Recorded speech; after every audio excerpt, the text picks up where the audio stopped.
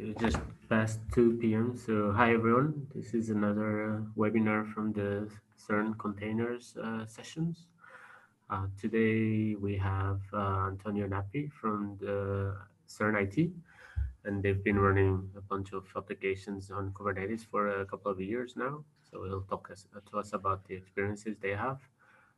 If you have any questions during the presentation, feel free to drop a message in the chat, raise your hand, or in the QA box, and we can handle them at the end. So thanks a lot, Antonio, for the presentation, and go ahead. Thank you, Ricardo. So hello, everyone. My name is Antonio Nappi, and today I'm going to talk to you about on behalf of the JEEDY team. And I will explain you a bit how we run critical application servers on Kubernetes. I work in ITDB database and application and reporting section.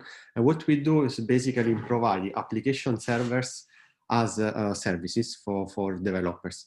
So basically, we have a bunch of VMs where we install WebLogic, Tomcat, and usually application servers, where we allow our users that are mostly developers from different fields like engineering, administration, and IT to host their application.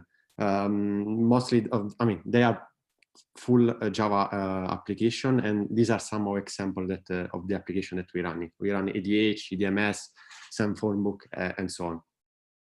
So this service was quite stable. I think it has more than 10 years, and we did not have any big issue. But the issue was that we were spending a lot of time in maintenance tasks.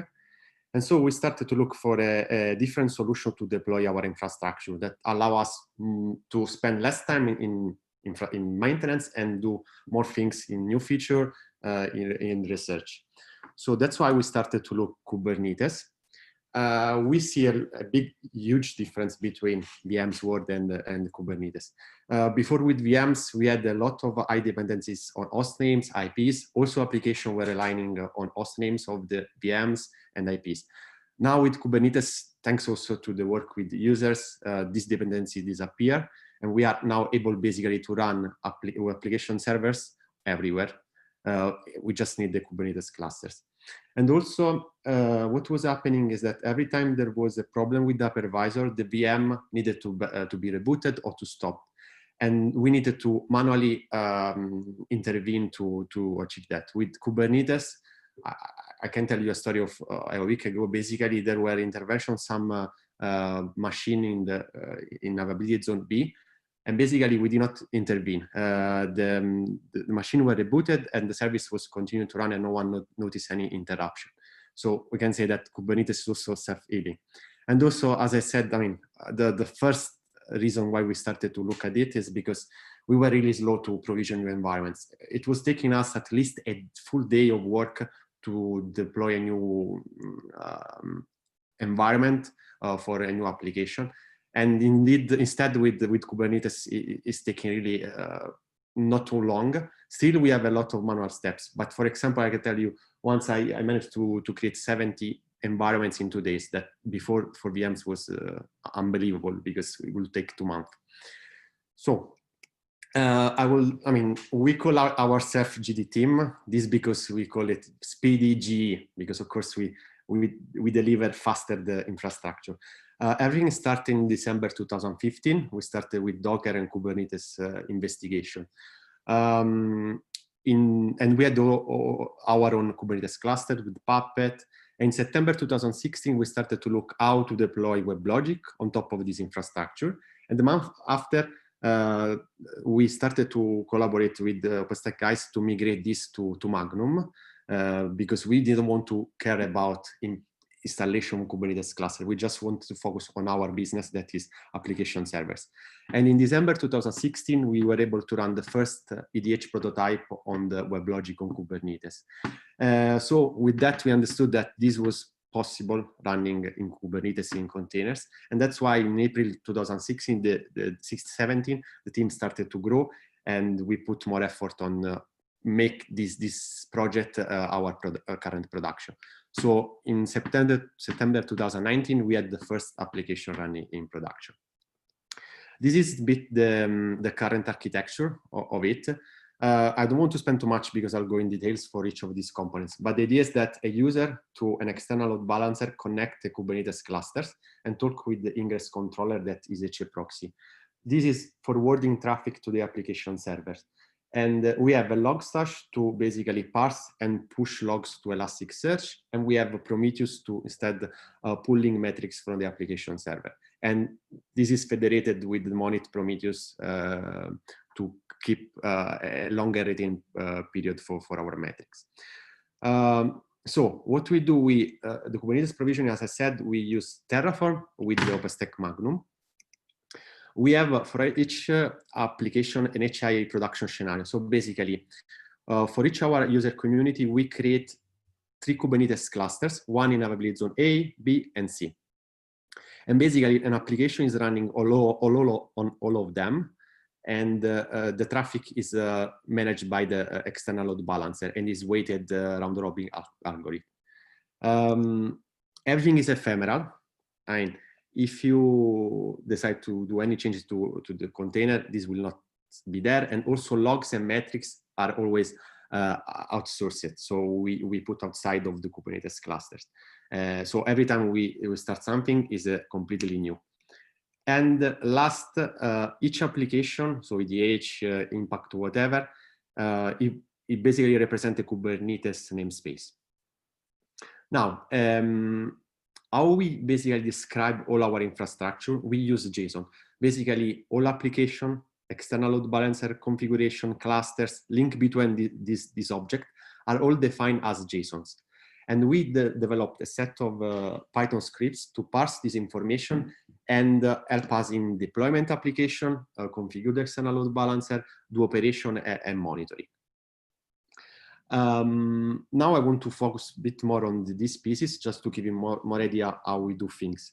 So as I said, we have an external load balancer that we maintain, and this is one of the most critical pieces of our architecture. This is basically a set of 3 physical machine installed with Pacemaker and Corosync. And basically, it allows us basically to have an HA environment. If, for example, you want to connect to HTTPS edh.send.ch, it connects to the one member of this cluster. There are 3 nodes, as I said. One is active at a time, and the other 2 are passive. But if this node, for any reason, goes down, the IP is moved to another physical machine, and the user are redirected there. This means that user will notice because they will lose session, but there will be no downtime. In general, also we use this to discriminate traffic based on URL. So as I said, if you connect to EDH, the external load balancer will know basically where to redirect. It knows that EDH is running on cluster A and sending the traffic to the right nodes. The same, for example, for VIP events. It knows that it's running on 3 clusters and will apply the weighted round-robin algorithm to send the traffic. And as I said, we use a Python script to generate from the JSON the configuration of the external load balancer. And this is the piece that is talking with our ingress controller, that is also HA proxy. This is basically configured as a node port, and the ingress and the external load balancer share a secret. This is because we want to avoid anyone to be able to connect to the ingress controller directly. And so basically they share a secret that is added when you first do a request to the external load balancer. This one is adding a secret cookie with the value, and this is later validated by the ingress controller and removed. But this is a kind of, security by obscurity. We are going to remove it when, we are now slowly moving to 118, and we probably start to use network policies for this. So we'll allow just traffic from external load balancer to the cluster. So these are some of the issue or next step we are kind of planning for our load balancer part. We want to reduce the complexity of this external load balancer. It's basically doing all discriminated, a lot of job that could be moved to ingress controller. So that's why we also want to investigate more mature ingress controller. We were using a really old one that, when we started, there was, I think ingress controller was still alpha version in Kubernetes, the ingress resource. So now we are starting to look to other solutions like engines that it looks pretty promising. The only thing is that there is a problem with the session persistence, because in HAProxy it's pretty easy to achieve, but with Nginx you need to have the Nginx Plus. Otherwise you can still achieve with the community edition, but it's more difficult. So we need to investigate that. And also we have different use cases where basically ingress resources, they share the same host field that it represents the host name. So we also for that looking at Nginx, because it allows to basically define a structured way. So you have a master with host name, and you can define different ingress resources that are minions. And they represent basically the different path of the same URL. And also we want to move from a model of, because now we have ingress controller for each namespace and so for each application. We want to move from this model to one where basically we have one or more ingress controller per Kubernetes cluster. Now, about logging, this is pretty, it's pretty easy how we do it. Basically, we have Oracle WebLogic, Tomcat, whatever, the application server running in a pod. And we have FAP-BC that is basically taking these logs, adding some custom fields and ship to a Logstash pod. The FAP-BC is running in the same container of the application server. Instead, the Logstash is running in a different pod, and is basically parsing, applying some grok patterns, and ship to the Elasticsearch service. And developers can access logs using Kibana. I used the green color for this for the right part, because basically these are provided by IT services. Instead, all the blue part is something that we maintain. But also with this, we want to re-architect a bit the infrastructure. We would like to replace Logstash and FAP-BC with the Fluentd sidecar. So it will run in the same pod of the application server, but in a different container. Why? And so it will have both roles of FAP-BC and Logstash. Why we want to do this is because Fluentd is lighter than Logstash, so we couldn't use this before as architecture.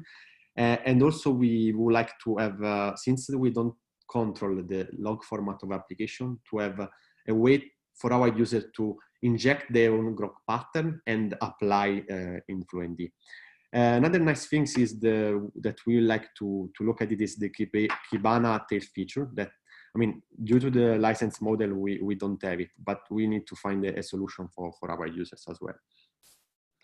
The monitoring, the architecture is pretty similar to the logging part.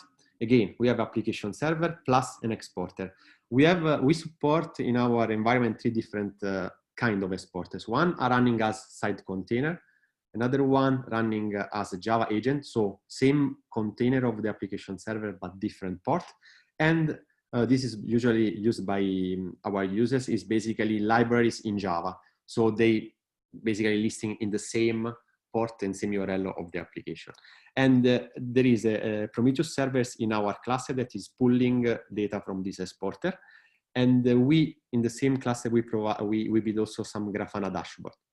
Now, the problem here is that we add Grafana dashboard for each Kubernetes cluster. This is a bit difficult, for us to understand which was the complete view of our infrastructure. So that's why we decide that each of the Prometheus server that we add on our Kubernetes cluster was federated with the Central Prometheus. Why we decided to do that? As I said, in this way, we have just one place with all the data, and we can build easily other Grafana dashboard that are more meaningful for us. And also the Central Prometheus has a longer retain period for the metrics. Instead, we don't persist anything. So after 15 days, we lose the metrics. And there is something that I want to say here. There are 2 ways to deploy the Prometheus on the Kubernetes cluster. One is adding the label when you create the Kubernetes cluster. Another one that we went for it is basically to build our own way to do it. Why we decide go for the second is because we have deployment also on the other cloud provider that they don't provide the same support. So we wanted to find a solution that could work both on-premise and both on the public cloud. So that's why we developed our own solution. But maybe if you just run on-premise, it would be much easier to just enable the label there in OpenStack. So what we do for deploy your Prometheus, a JEEDY member is doing HTTP post specified which is the Kubernetes cluster where to deploy the Prometheus server. And this goes to a Rundeck instance that we are running on OpenShift that is parsing this request, and thanks to a plugin that was developed in the team, create a container of Kubernetes that is basically taking care of creating all the Prometheus servers, operators, exporter, and so on.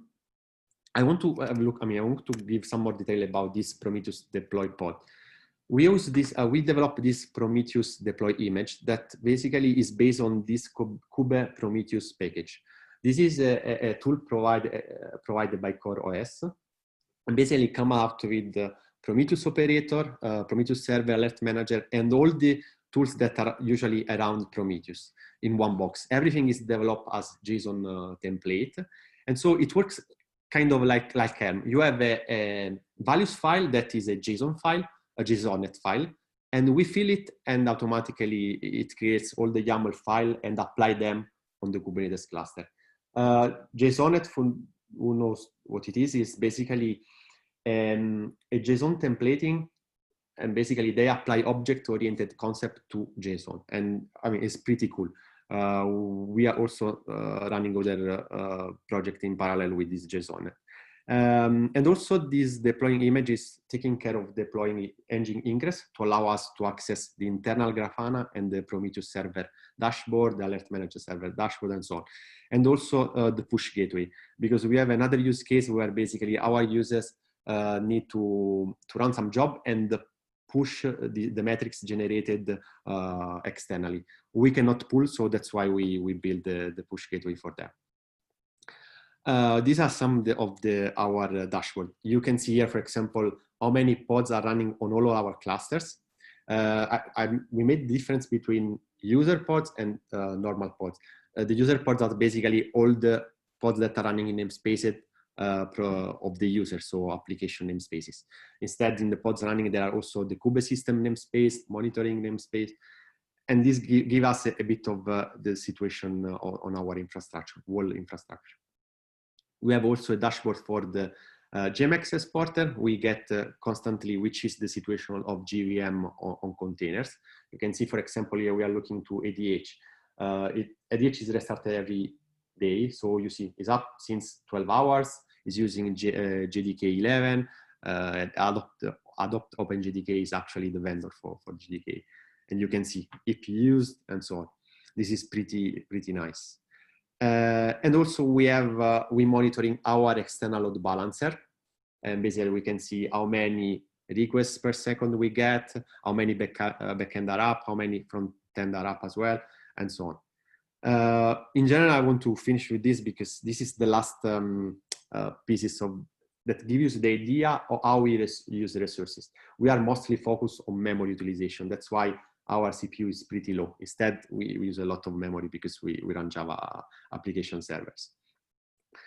Now, what we want to do next with monitoring is basically use a more GitOps approach. As I show you, we use Rundeck with some jobs to deploy this Prometheus operator. But we would like more to use a GitOps approach. So you basically write your values file, you commit, and automatically the operator is uploaded, is updated in the cluster. That's why we start also to look to Argo CD, but also Flux. That looks pretty nice. Also, we need to look at the alerting. At the moment, we don't have anything in place. We are collaborating with users to identify their use cases in order to provide a common solution. And also, we would like at some point to integrate this with Snow, because when there is an alert, we would like to get a ticket for that. Now, how we do operation. We want to, for example, replace a cluster. What we do today, we create a new cluster with Terraform modules. And after we do some end-to-end tests with this Kubernetes repository, that is basically a GitHub repository that does a lot of tests that can even last 2 days. We usually run the simple one that just check the basic, and that then working across pods are working, across nodes they're working, the scheduler is working, these kind of things. That lasts just 1 hour and a half. So we run this. After that, we see that actually the cluster is working. The second step is basically to let this cron job runs on the cluster. What this cron job do is basically get the list of nodes for each Kubernetes clusters and add them to a particular LAN-DB sets. Why we do that? It is because application need to connect to databases. Databases are protected by firewall, and these firewall are based on IP set. We have a way to synchronize IP set with LAN-DB sets. So that's why every time the LAN-DB sets get updated with this cron job, automatically this node get access to the database as well. And also we have a particular LAN-DB sets for some application in our environment need to send 1,000 emails in a really short period. There is a limit, I think is 15 emails per second that you can send. Over that, the mail are blocked. So, but if you add the nodes that need to send more emails to this LAN-DB set, you can actually overcome this issue. That's why we run also this cron job. And after we also adding, when everything is ready, and we see that the nodes are ready to go, they are connected to database, we add the label active equal true to our nodes, because we add a node selector on all our pod in order to avoid that these pods are scheduled too early on nodes that are still kind of in the configuration phase for us. And then last step, how we actually replace the cluster. I don't want to go through this list because it's a bit difficult to understand. I want to just show you how actually it works for us. Let's suppose again that we are connecting to ADH. As I said, is running on 3 clusters. They are all V115 of Kubernetes, and there is they have the same weight for sending traffic. So now I want to update the cluster A to version 118 of Kubernetes. What I do? The day before that we plan and we communicate the upgrade, we basically put to 0 the weight to that cluster. So the user will always connect to B. Actually, there is a typo here, should be B and C. And so they don't notice anything. Our service still continue to run in a degraded mode, but still running. Now, in the meanwhile, I already created a cluster 118. I started to deploy application there and see that everything is working. When I'm ready, I just basically switch the 2 clusters. I put the 18 in the place there, and I enable again the traffic there, adding the right weight for all clusters. And I delete the old one. In this way, user will connect to the new cluster without even notice that. This is extremely transparent for our users, and this is pretty nice. But of course, I mean, during our operation, we face different issue. To do what I just show you, you need enough resources, of course, in the OpenStack macro. That sometimes cannot be like that, because maybe you don't have enough quota, or there are enough resources in the cloud. We had quite some issue upgraded to Kubernetes 118. It's true that we did a big jump from 115 to 118, and the network driver changed, passed from Flannel to Calico, and we realized that basically with Calico IPv6 IP was not anymore on the pods, and this was creating us, for example, problem with our postfix side container that is sending emails, and also for EDH. The problem was exactly the same. Basically, they were looking for IPv6 interfaces and they were not finding them. How we fix that? We just tell them, look, bind just to IPv4 IP, and this fixed the issue. And also there were some issue with the API of Kubernetes unavailable. This is because the master node was too small. Was the same as 115, but probably, I mean, there were more controllers and more new features that basically needed more, a bigger master node. Nicely, thanks to the OpenStack guy, we realized that we could do a live migration of the master. So even if we created a cluster with a smaller master, we could just replace the master with a bigger one without recreating the cluster. And this was really, really nice. In general, what I want to say is that the multi-cluster approach let us a lot to mitigate and investigate the issues before they reach the user. So we realized issue before they were getting there. What we would like also to do in the future, finalize the cluster creation via Terraform.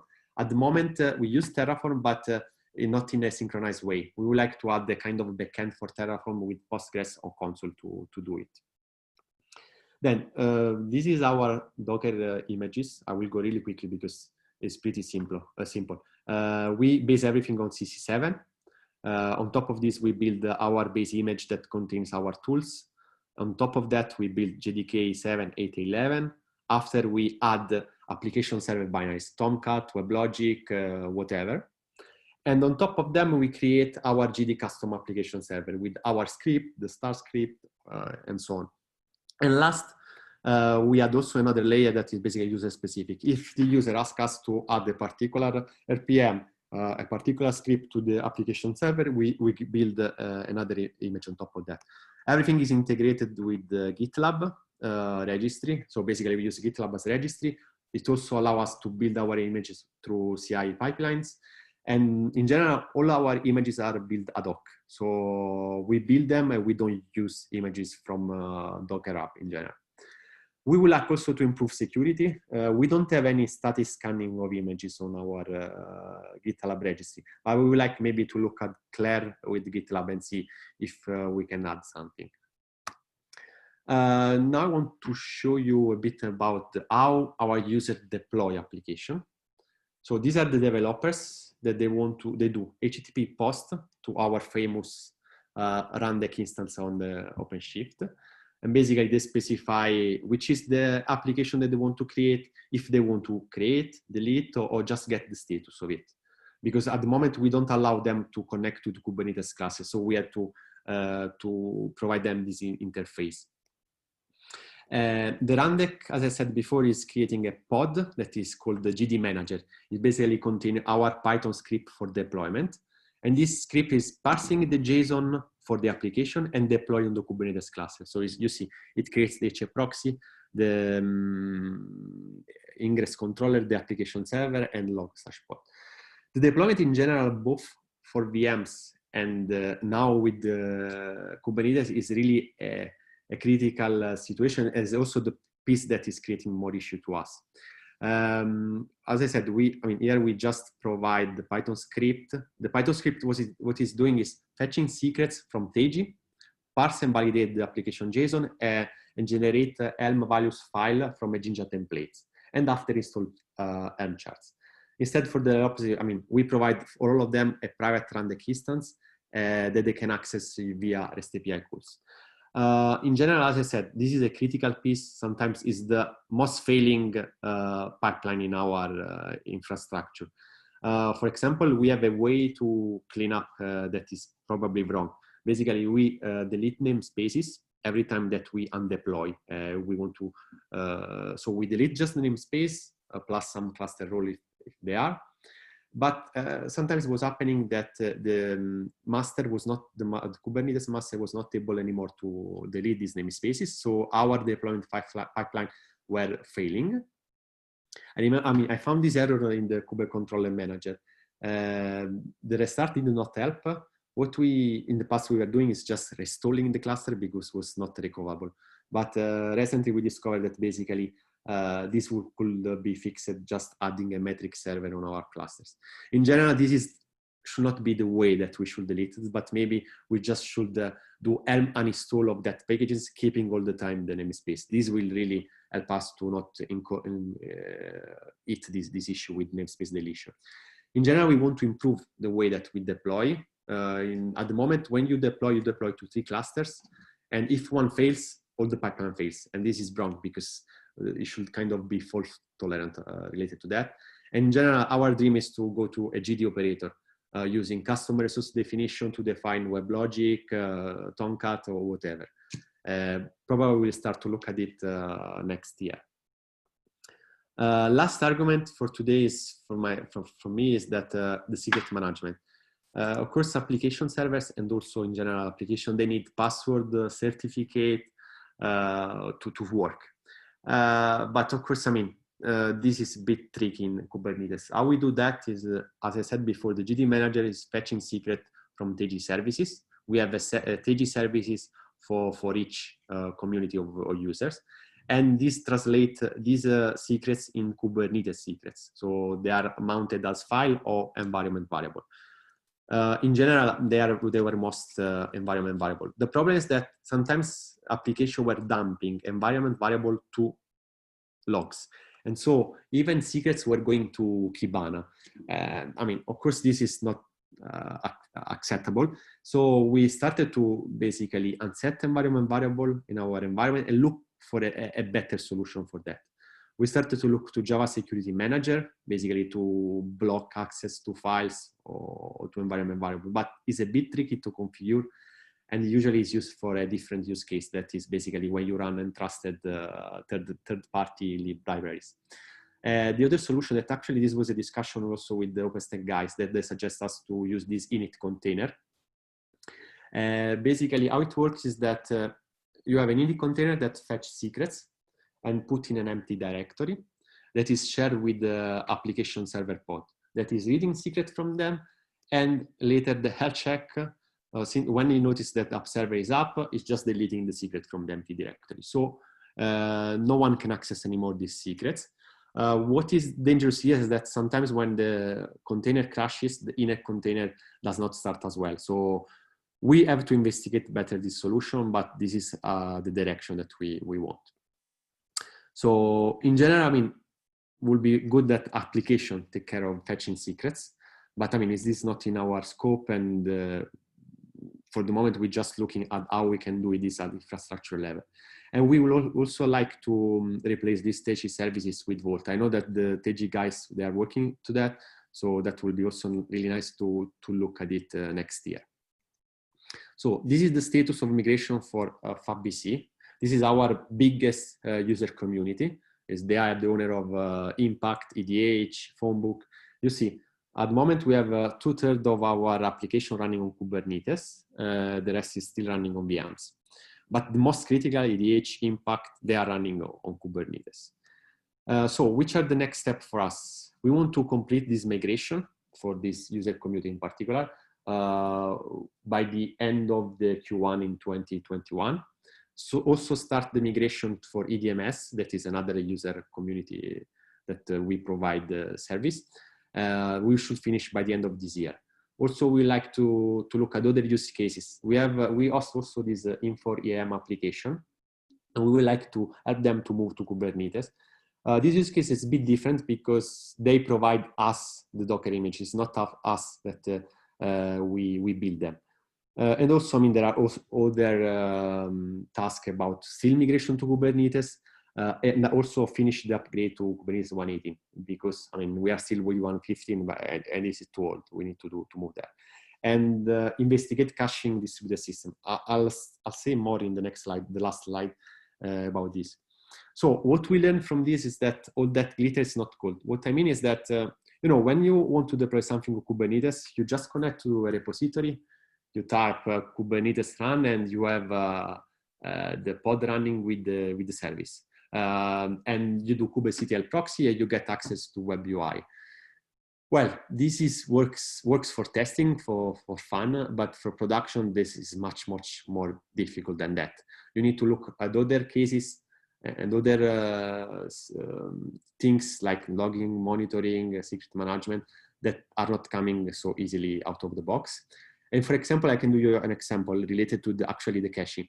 When we migrated the Impact application from VMs to Kubernetes, we had a big issue because they were using an external cache that was not external, was kept in memory in the VMs. And all the nodes were talking from with each other. And so they were keeping this caching at that level. But with Kubernetes, this is not possible because these are deployed in different Kubernetes clusters and they cannot talk each other. So what we are looking now is basically to find a way to have a distributed cache outside the Kubernetes cluster where the application can connect and do caching. And also, I mean, every day there is a new tool related to Kubernetes. Sometimes are nice, sometimes they last really short, 6 months. So a suggestion maybe is that maybe not jump too fast on these ones and wait that actually they become a bit more mature. In general, all this migration to Kubernetes increases a lot the portability and dynamicity of our system. We can focus less on maintenance tasks and more on developer needs to add new feature to improve our service. And also, we are not locking anymore with the cloud. We just need to have a Kubernetes cluster somewhere, and we can run it wherever ourselves. This is pretty nice. And also, our infrastructure now is much more flexible. You can see our architecture as a puzzle. Each of the component is a pieces and can be easily replaced by another one with the same logic. So we can have WebLogic, we can have Tomcat, JBoss, Wildfly, whatever. At the end, the infrastructure around will be exactly the same. So with this, I conclude my presentation. I would like to thank you, Ricardo, and all the attendees. If you have any question, please go ahead. Thank you. Cool. Thanks a lot, Antonio. And yeah, really interesting stuff. It's cool to see how CERN is using also for like more critical applications. I don't know if anyone has a question right now that they want to ask directly. Just raise your hand. I think Spears is asking. Yeah, go for it, Spears. So for this thing that we discussed, I think it was more than 2 years ago, about the secret that you didn't want to leave in the pod of Tomcat or something similar.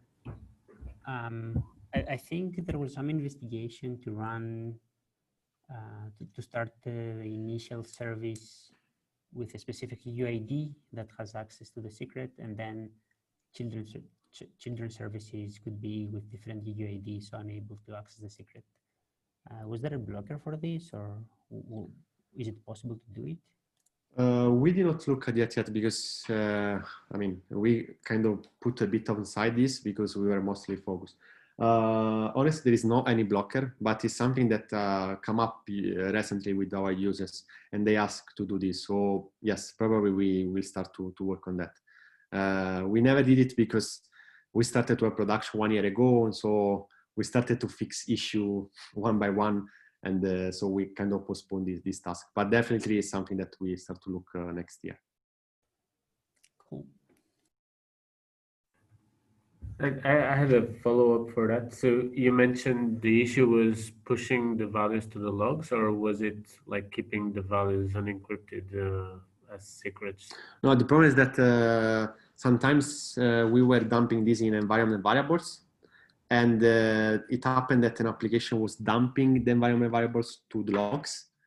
And so these were shipped to Elasticsearch, and the logs, I mean, you could see in the logs the password, for example, for a DB. We mitigated this basically just sunsetting this variable for the process ID that is running the application service. This is something what I also was mentioning, Spiros. So basically we fixed this issue like that. But in general, I mean, we don't like this approach of using environment variables. We would like more to have a file where is loaded at starting time, and after we just delete it. That's it. Okay, because one thing that we'll have soon as well is the possibility to do encryption at rest for secrets inside the cluster. So at least at CERN, this will work. In several public clouds, you can also use this already. Okay, this maybe would be interesting to have a look. Yeah. Don't know if there's any other questions. Otherwise, I have two. One is the vulnerability scanning. So we actually are using now internally for our stuff. And we dropped Claire, and we're now using Trivy, which is integrated into this hardware registry that we are playing with. So maybe we can have a look. Yeah, that would be nice, because it's something that we always wanted to look at it, and yeah, if you can drop a message with this. Yeah, we'll do. Nice. Sure. And then the other thing was, you mentioned that the dream was to have an operator, which sounds very cool. But I was curious on if you have multiple clusters, how would you handle this with an operator in terms of like distributing the load, or you would just assume that every operator would manage the... No, basically each operator will manage that cluster, and the traffic, I mean, load balancing is done at the HAProxy level. So we just use that for deployment, but the load I'll manage the traffic load we do with the external load balancer. Okay, Okay, maybe this is something also interesting because now we have the integration with service type load balancer. So in those cases, maybe the operator could even be going further and manage, like, know a bit more about what it should be publishing into the load balancer. Yeah, definitely we will want to, I mean, I already had a look to the load balancer service type and it was pretty nice. The only thing is that we have a lot of logic at the moment on our external load balancer. Yeah, I understand. That's, so we want to first move this to ingress controller, and that will be help us to really use this load balancer service type. Yeah, it's very cool. Cool. Any other question? 3, 2, 1. I think that's it. Thanks again, Antonio. Thanks a lot. This is pretty Thank awesome. you. Yeah. Thanks for the Bye-bye. presentation, and everyone else. Thanks for attending, and see you next week.